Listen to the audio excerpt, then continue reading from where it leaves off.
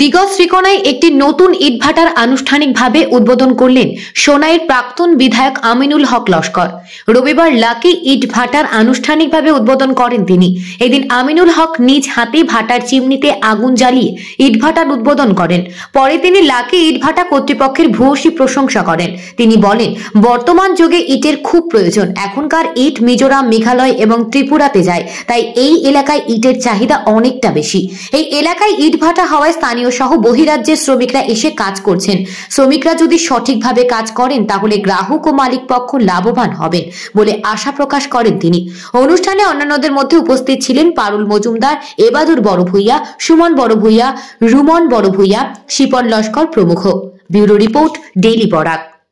আজকে একটা শুভ দিন যে দিগজ শ্রীকোনাতে লাকি ইট ভাটার ইটের যে ভাটার চিমনিতে আগুন দেওয়া হয়েছে। আজকে আমরা দেখি যে ইটের খুব প্রয়োজনীয়তা আছে।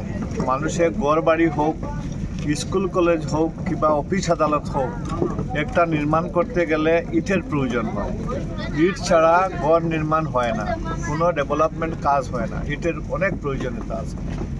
আর বিশেষ করে শিলচরের থেকে ইট আপনার মিজোরামে এবং ত্রিপুরাতেও যায় এবং মেঘালয়েও যায়।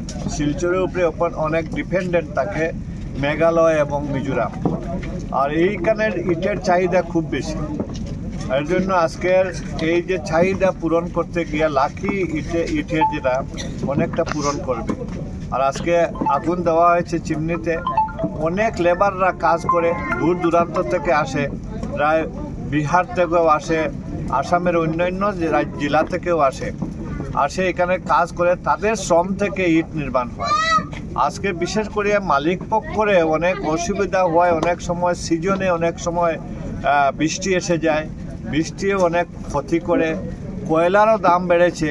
এর জন্য মালিক পক্ষেও যদি সঠিকভাবে লেবাররা যদি তাদের ইট নির্মাণ করতে না পারে ঠিক সময় হতে না, মালিক পক্ষেও তারা এই ব্যবসায় উন্নত করতে পারে না। জনসাধারণের চাহিদা পূরণ করতে গিয়ে তাদেরও অনেক সময় লোকসান দিতে হয়।